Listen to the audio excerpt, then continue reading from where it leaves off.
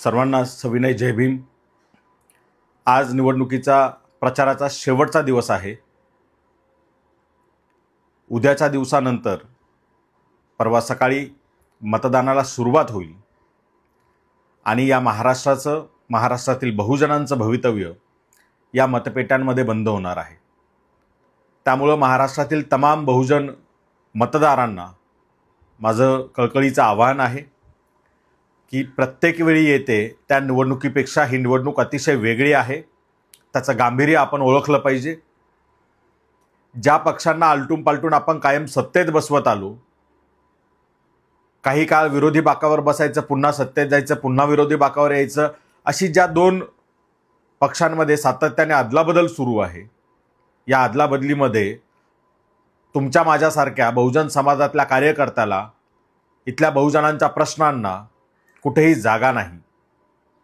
आणि या सगळ्या घराणेशाहीच्या, ज्याला बाहेरून लेबल लोकशाहीचं लावलंय, मात्र आतून सगळा माल हा लोकशाहीच्या ऐवजी घराणेशाहीचा भरलेला आहे। या घराणेशाहीला बाळासाहेब आंबेडकरांनी मराठा खानावळ म्हणून या ठिकाणी नाव दिलेलं आहे की या राज्यात एक जातीय घराणेशाही ही सत्तेवर आहे कायम। मग ते थोरात असेल, विखे असेल, पवार असेल, देशमुख असेल, अशा पद्धतीची ही घराणी प्रत्येक जिल्ह्यात तालुक्यात आपल्याला दिसतात।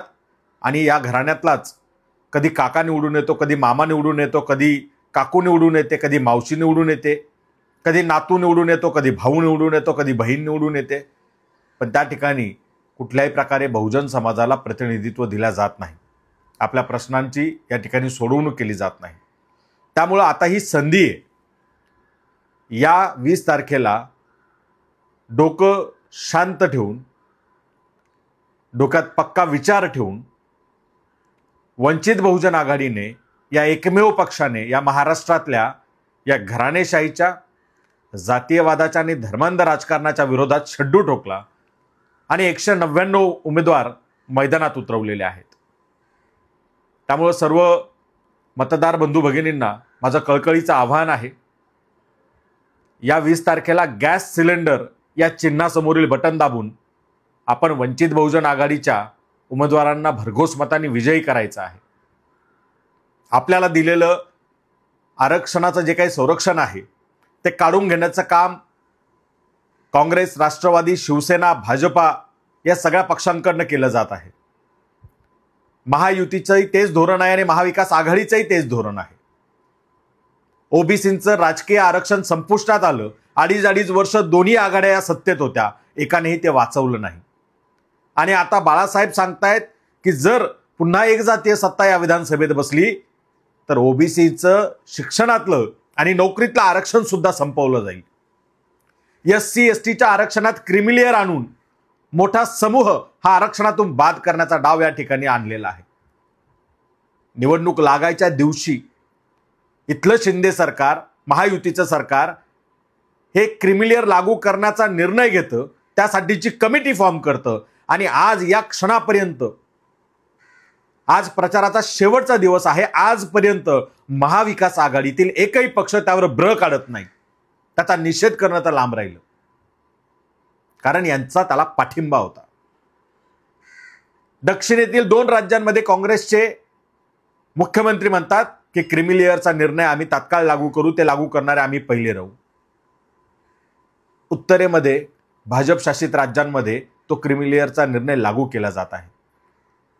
जर तुम्ही एकदा आरक्षणाचा लाभ घेतला असेल तर पुढे तुमच्या मुलांना आरक्षणाचा लाभ घेता येणार नाही। तुमचं कुटुंब आरक्षणातून बाद होईल, म्हणजे तुमची जात तशीच राहणार, जातीवरून होणारा तुमचा छळ तसाच राहणार, तुमच्याशी होणारा जातीय भेदभाव तसाच राहणार। मात्र त्या भेदभावापासून दिलेलं जे संरक्षण होतं ते आरक्षण मात्र काढून घेतलं जाणार।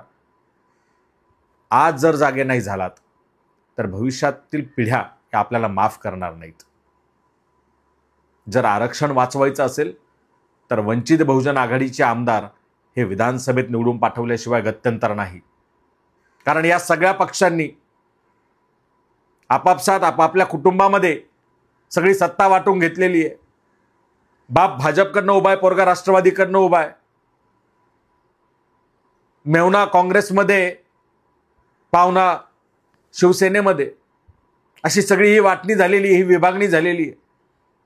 अशा कालावधीमध्ये मतदारांनीच आता ही निवडणूक हातात घेतली पाहिजे आणि निर्णय घेतला पाहिजे की इथल्या बहुजनांच्या हक्क अधिकारावर गदा आणणाऱ्यांना आम्ही कदापि माफ करणार नाही आणि पुन्हा सत्तेत बसू देणार नाही. सत्तेत जर आता कोण बसणार असेल तर तो वंचित बहुजन आघाडीचा निवडून गेलेला आमदार बसला पाहिजे, जो इथल्या वंचित शोषित पीडित बहुजनांसाठी काम करतोय. जोशाबा, ज्योतिराव शाहू आणि बाबासाहेब यांच्या अध्यक्षराने बनलेला ज्योताबा हा समतापत्र, हा जाहीरनामा, यात दिलेली जी आश्वासन आहे ती प्रत्यक्षात अंमलात आणण्यासाठी आपल्याला आपले आमदार निवडून पाठवावे लागणार आहेत. आपला शिक्षणाचा मार्ग यांनी बंद करायला घेतलाय, आपला रोजगाराचा मार्ग यांनी बंद करायला घेतलाय, आपल्याला आरोग्याच्या सुविधा मिळत नाहीत, आपल्याला कुठली सामाजिक सुरक्षा या ठिकाणी राहिलेली नाहीये. शेतकरी देशोधडीला लागलाय, इथल्या महिलांना सुरक्षा नाहीये, चिलेपिले आमचे सुरक्षित नाहीयेत. अशा या वातावरणात कुठल्याही जाती धर्माच्या भटेंगे कटेंगेच्या असल्या नॉन इश्यूजला बळी न पडता आपला मूलभूत हक्क अधिकार शाबूत राखण्यासाठी डोकं ठिकाणावर ठेवून आपण मतदान करा, आपल्या आजूबाजूच्यांना सांगा आणि जे कुणी या महाविकास आघाडीच्या आणि महायुतीच्या घराणेशाहीला वाचवण्यासाठी, या एक जातीय मराठा खानावळीला वाचवण्यासाठी, पुन्हा सत्ता त्यांच्या हातात देण्यासाठी राबतायत, मग ते पत्रकार असतील, ते वकील असतील, कवी, साहित्यिक, आंबेडकरवादी म्हणवणारे असतील, पुरोगामी म्हणवणारे असतील, या सगळ्यांना नाकारा. कारण यांचा काहीतरी स्वार्थ मनात ठेवून हे लोक काम करतायत. 2019चं उदाहरण देतो. एक पत्रकार त्यावेळेला सातत्याने चॅनलवर यायचे, वंचितच्या विरोधात बोलायचे, महाविकास आघाडीची बाजू घेऊन बोलायचे, मी निरपेक्ष आहे म्हणायचे. अरुण खोरे त्यांचं नाव. निवडणूक झाल्यानंतर मग त्यांनी त्यांचा खरा अजेंडा बाहेर काढला आणि महाविकास आघाडीकडे मागणी केली की मला विधान परिषद हवी आहे, मी तुमच्यासाठी इतकं काम केलं.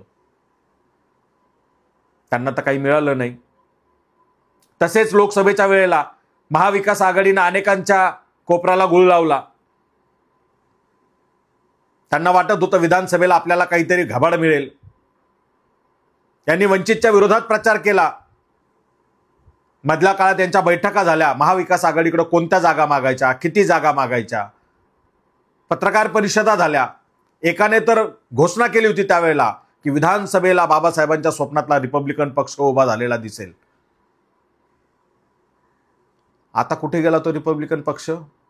यांच्यातला एकालाही उभं नाही केलं काँग्रेसने, राष्ट्रवादीने आणि शिवसेनेनं उद्धव ठाकरेंच्या. एकालाही. आता कदाचित यांना पुढची काही आश्वासनं मिळाली असतील की तुम्हाला विधान परिषद देऊ, महामंडळ देऊ, अमुक अमुक ठिकाणी नियुक्त्या देऊ, या संस्थेवर घेऊ, त्या संस्थेवर घेऊ. या सगळ्या आपमतलबी लोकांच्या मागे लागू नका, त्यांच्या अपप्रचाराला बळी पडू नका. हे जे आज निर्भय बनो म्हणत सभा घेत फिरणारे, येणाऱ्या काळात लक्षात ठेवा की हे कशासाठी निर्भय बनो म्हणून इथल्या घराणेशाहीला संरक्षण देत होते. RSS मधून आलेल्या लोकांना इकडे संरक्षण देत होते. शिवसेना, काँग्रेस, राष्ट्रवादीची घराणेशाही वाचवण्यासाठी हे का सभा घेत होते हे आपल्या समोर येईल. हे बाहेरून लेबल आहे फक्त लोकशाहीचं, आत माल सगळा घराणेशाहीचा आहे.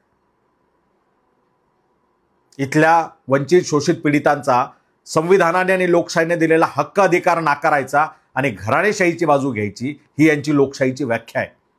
त्यामुळे या कुणाच्याही अपप्रचाराला बळी न पडता आपला मूलभूत हक्क अधिकार राखण्यासाठी आणि स्वायत्त स्वाभिमानी आंबेडकरी राजकारण जिवंत ठेवण्यासाठी आपल्याला गॅस सिलेंडरला मतदान करावं लागणार आहे.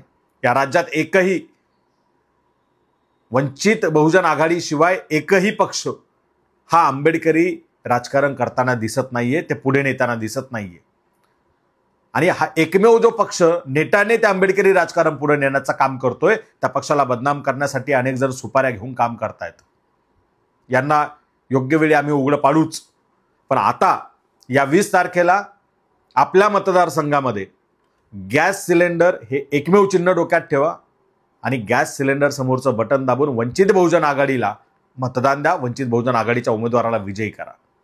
इथला शेतकऱ्यांचा प्रश्न असेल, विद्यार्थ्यांचा प्रश्न असेल, रोजगाराचा प्रश्न असेल, आरोग्याचा प्रश्न असेल, सुरक्षेचा प्रश्न असेल, या सगळ्या प्रश्नांवरती जर खऱ्या अर्थानं मार्ग काढायचा असेल, हे प्रश्न सोडवायचे असतील आणि महाराष्ट्राला सुजलाम सुफलाम बनवायचं असेल, वंचित बहुजन शोषितांना, पीडितांना, अल्पसंख्याकांना, मुस्लिमांना जर प्रतिनिधित्व मिळवून द्यायचं असेल, हक्क अधिकार मिळवून द्यायचा असेल, एक सुरक्षित समाज हवा असेल, तर वंचित बहुजन आघाडीशिवाय पर्याय नाही.